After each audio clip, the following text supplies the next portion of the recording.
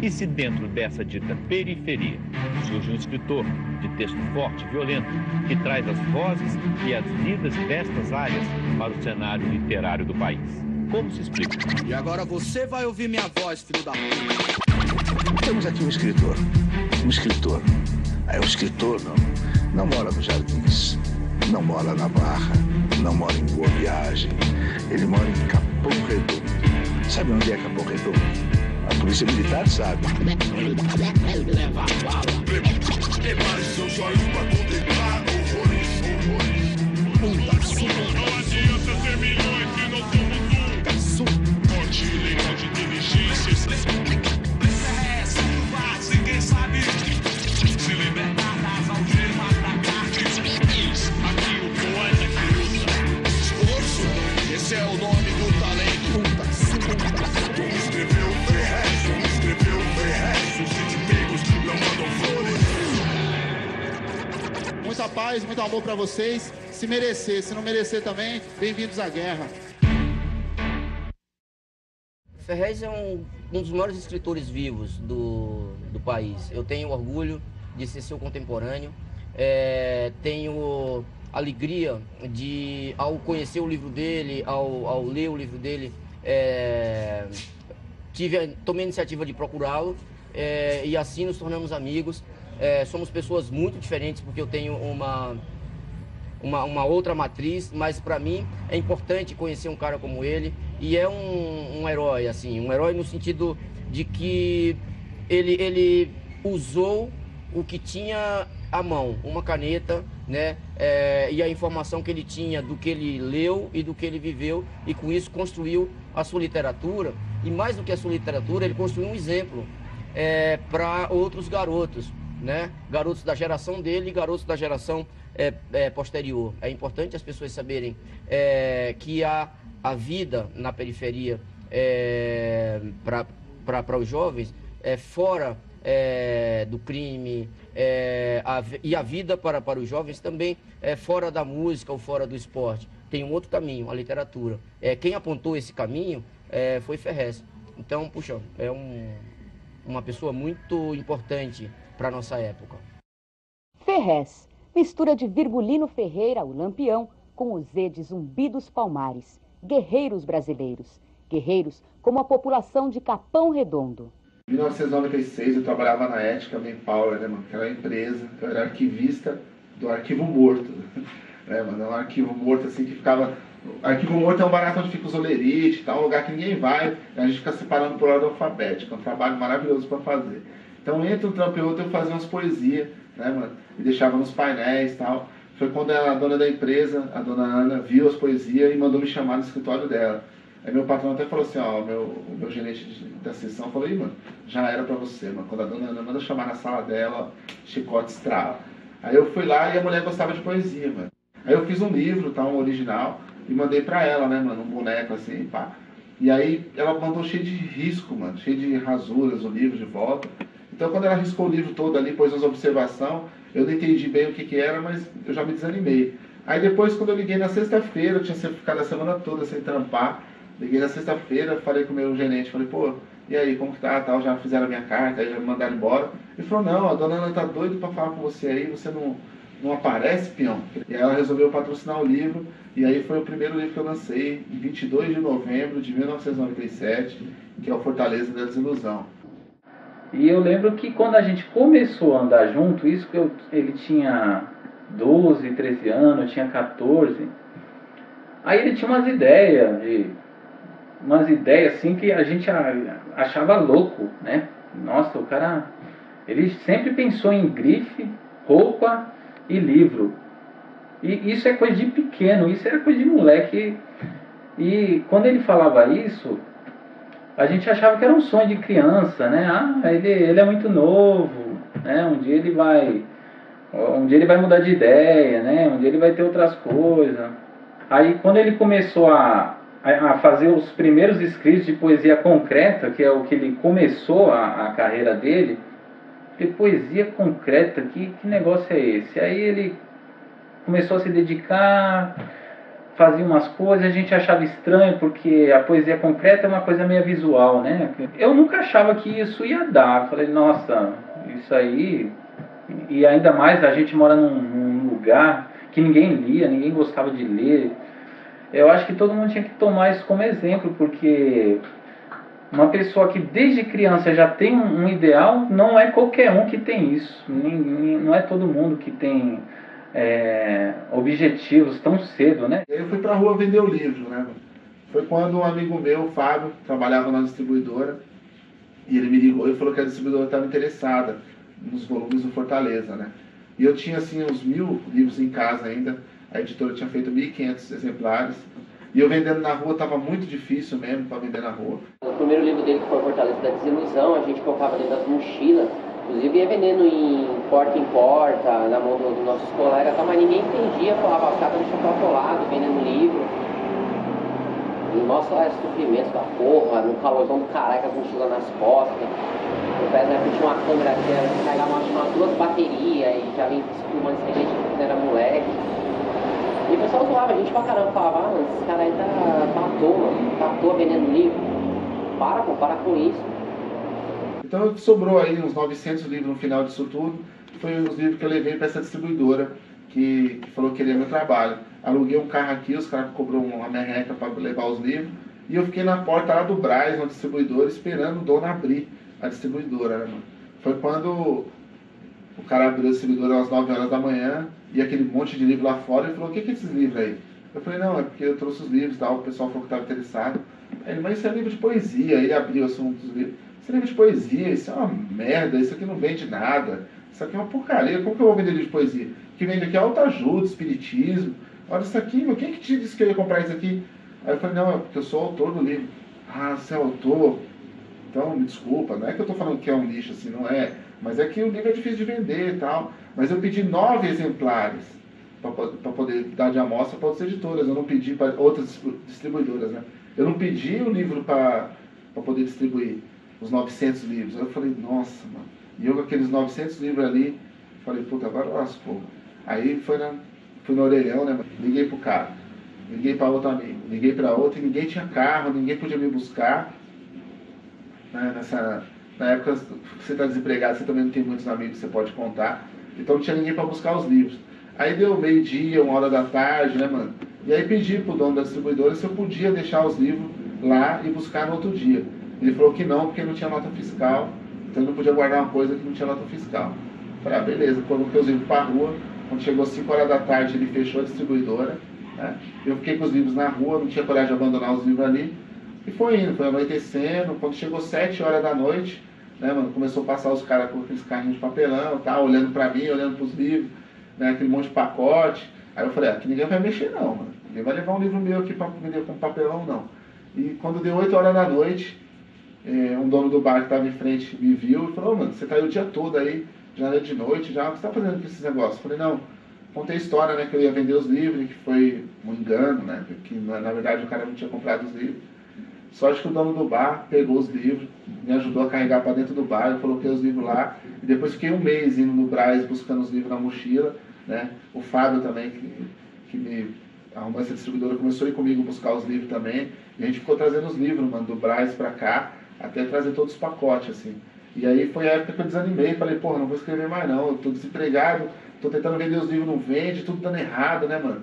E aí vem cobrança de família, sua mãe cobrando, seu pai, todo mundo querendo que você trabalhe, e você não arruma emprego, e todo mundo criticando, porra, negócio de escritor, aqui ninguém lê, o cara com negócio de escritor aí, quer ser escritor. E foi uma época muito difícil mesmo. E foi a época que eu tava desistindo, foi a época que eu tive que vender o computador, tive que vender todas as coisas dentro de casa que eu tinha. O cara, todo mundo sabe quando fica desempregado, começa a vender as coisas, não tem mais como se manter. E eu fiquei no meu quarto só com o sofá, dormia no sofá e com um monte de livro, mano. Porque meus livros, minhas revistas e quadrinhos eu nunca desfiz.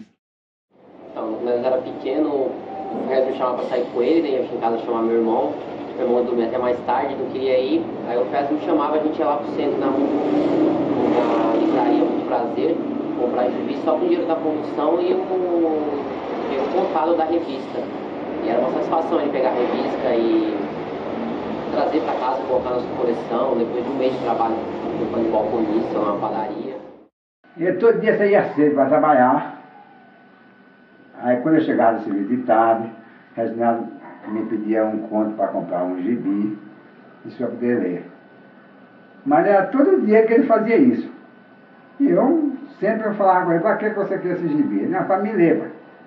É tanto que mas ele não podia ler o resto, o que já tinha comprado, tinha que comprar outro novo.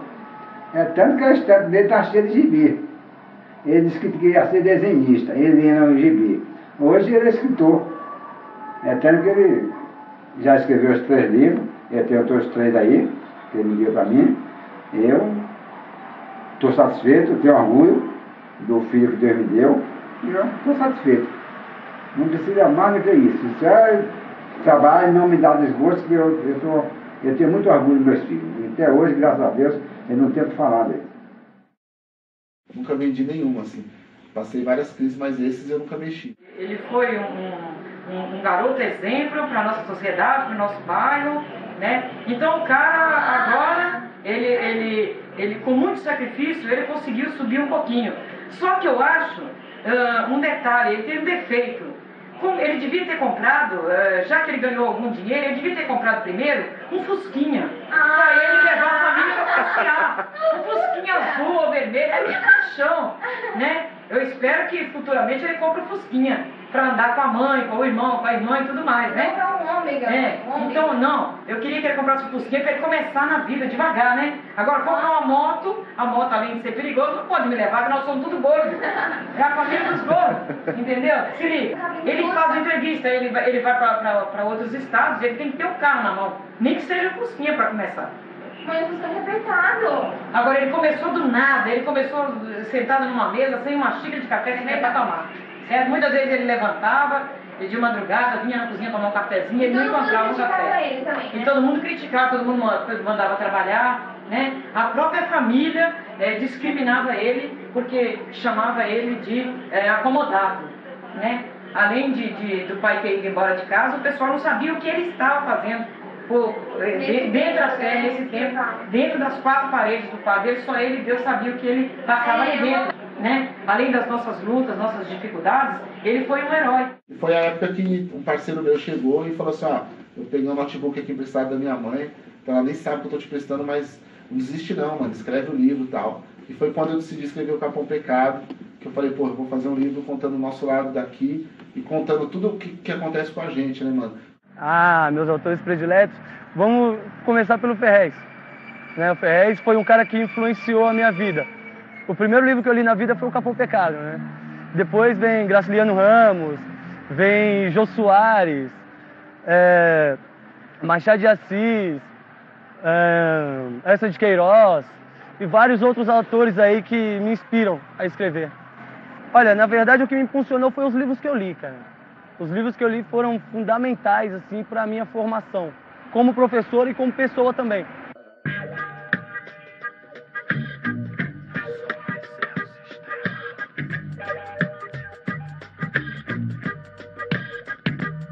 Eu sei que a morte é mais forte, mas por sorte sou preto do norte. A minha hora ainda não chegou, o que passou, passou. Ficou pra trás, errei, eu sei, usei, vendi, contribuí. E quantos manos chegados meus viciei, ajudei a destruir. E quantas minhas apaixonadas usei, abusei, magoei, desiludi. E quantas vezes no trampo eu bofei o pranto, peleguei, me humilhei, calei e consenti, me omiti. Não sabia quem eu era, hoje eu sei quem sou. Olhava nos olhos e não reconhecia a besta fera que se travestia de doutor, paletó e gravata. Dignidade é uma farsa, sangue do trabalhador brindado numa taça. Sangue de Jesus te repreenda, burguês. Uma oferenda ao diabo, uma prece ao rei dos reis. 2 caras é teu codinome. Burguesia parasita, não tem sexo, não tem cor, não tem religião. Mas preto gosta ladrão, descreve o seu destino. Pede borracha, gringo. Quebrou na quebrada no... A gente tem que parar a Bienal de São Paulo para falar sobre Ferrez, entendeu? Já fecharam as portas aqui, eu preciso fazer silêncio para falar o que eu tenho que falar sobre Ferrez. Ferrez é o seguinte, existe a literatura... Já começou ali. Oxe, já começou, não foi não? Não tem problema.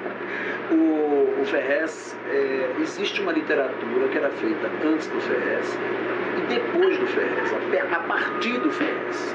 Então isso já é muito sintomático da importância do Ferrez na literatura brasileira, entendeu? Capão Pecado é um marco na literatura brasileira. A literatura brasileira teve que entender, se refazer, abrir os ouvidos para a literatura que o Ferrez chegou a fazer. Isso aí já é importantíssimo. Além do que, o Ferrez é super gente fina, é muito engraçado, é muito bem-humorado, é uma excelente companhia para viajar. Já viajei com ele em algumas mesas e a gente já conversou e trocou muitos parafusos juntos, né? E sem contar também, e sobretudo, que o Ferrez, além do Capão Pecado, além dos outros livros, tem um livro que eu particularmente gosto muito. É um livro de contos do Ferrez. Ninguém é Inocente em São Paulo. É um dos melhores livros de contos dos últimos anos. Eu considero o Ninguém é Inocente em São Paulo, falei isso já em várias entrevistas, um livro também muito pontual na carreira do Ferrez. É um salto, assim, sai do romance, vai para o conto e vai com a mesma força que ele veio, que ele chegou à literatura brasileira. Um abração, Ferrez. Somos irmãos. Amém, Jesus. Saravá.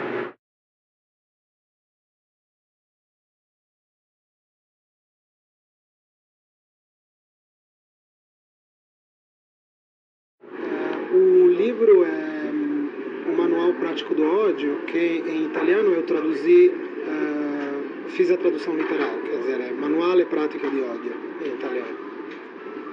Achei o livro muito bom, realmente. Eu achei a coisa mais linda, o estudo e a análise psicológica dos vários personagens que compõem esse conto, esse livro. E, digamos assim, a história, o assunto do livro em si, a história desse assalto num banco, afinal se torna uma coisa secundária se considerar o peso dos vários personagens, porque eu acho que a coisa mais importante naquele livro são os personagens, todos os personagens, quer dizer, o Sasso Capeta, o Regis, a Aninha, cada um é fruto de um estudo, de uma análise fantástica.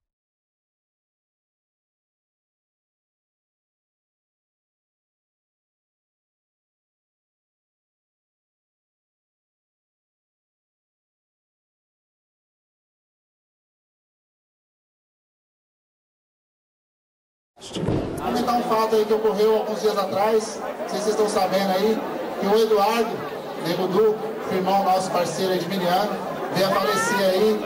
E a morte dele, mano, foi quase tipo um milagre. Sabe por quê? Porque é morte natural, mano. Então morte natural é bênção de Deus pra nós, tá ligado? Mas nós sentimos muita falta dele também. Estamos muito chateados e hoje nós estamos aqui só pra homenagear ele. Esse livro aqui, ó, foi o último livro que ele pediu emprestado pra mim. Olha o exemplo do mano. O mano saía daqui para ir lá no Jardim Comercial buscar um livro emprestado comigo. Depois de um mês ele ia devolver. Tava trocando ideia com a mãe dele aqui e ela falou que ele ia em cima do beliche. Tá ligado? Eu separei só uma poesia, mano. Uma poesia do Fernando Pessoa pra ler, tá ligado? Em homenagem a ele, uma poesia que ele leu. Como a noite é longa, toda noite é assim. Senta-te, ama, perto, do leite onde esperto. Vem para o pé de mim. Amei tanta coisa, hoje nada existe. Aqui ao pé da cama, canta-me, minha ama, uma canção triste. Era uma princesa que me amou. Já sei, como estou esquecido. Canta-me ao ouvido e adormecerei. Quem é feito de tudo, que fiz eu de mim, deixa-me dormir. Dormir a sorrir e seja este o meu fim. Tem tudo a ver com o mano, né, mano? Uma salva de palmas.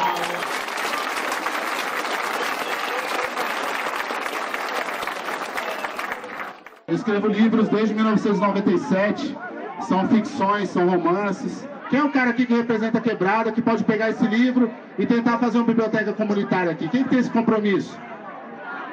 Quem é o mano? Quem é a mina que pode começar com esse compromisso aí? De plantar essa ideia? Thelma, tá com o compromisso feito. Quando a gente terminar, quando eu sair daqui, eu vou te dar as revistas também. Vou pegar seu telefone, que precisar de livro eu vou mandar pra cá, certo? Nós vamos começar uma biblioteca na Quebrada.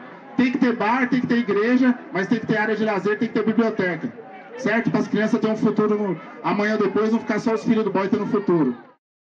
O meu povo só vê elite lá em cima porque ele tá de joelho. Então a gente tem que começar a declarar guerra para poder saber qual é o lado certo e o lado errado da coisa. Depois que tiver os dois lados sabendo, a gente pode até trocar ideia. Mas ó, olha para trás nesse banner aí, ó. Essa é a amostra do Brasil, vê se tem algum negro no banner. Então, escola particular não tem negro. Negro não tem poder aquisitivo. Esse é o maior preconceito que tem. O estereótipo tá aí, ó. Até no programa. Entendeu? Então, como que a gente vai falar de diferenças se a gente não promove, tá ligado? A igualdade. Com frio, sozinha cavalgar, vê que o homem idolatra a farsa perpetuada, o início do grande nada. Percorre o tempo negro, vê deuses com malícia, o cavaleiro é digno por inteiro, o homem acredita, repensa e duvida. Mas o destino do guerreiro é medido pela distância do dinheiro. A humildade é a roupa que o veste, pensa no futuro, mas do passado não se esquece. A virtude do solitário vai além de uma vida pura. Flores, céu azul, andar reto com saber e firmeza é a cura. A jornada do guerreiro, o herói do desassossego. A jornada do guerreiro, o herói do desassossego. Homem de valor, numa cidade que nasce pra morrer, onde todos são irmãos, mas não sabem porquê. Sem outro fim além de executar o destino, a morte e a dor são os parceiros do egoísmo. Cavalga com firmeza, escreve seu destino com certezas. O tempo estia, pressente que a dor é menor que a vida. O guerreiro do desassossego veio de onde? O que pergunta se engana, assim como quem responde. Assim como quem responde. A jornada do guerreiro, o herói do desassossego. A jornada do guerreiro, o herói do desassossego. Vê ricos e pobres unidos sem nada, sentem que todos querem a fé roubada. Igrejas queimadas, o orgulho os levou ao grande nada. Longe do céu azul, flores no campo, perto do desgosto e espanto.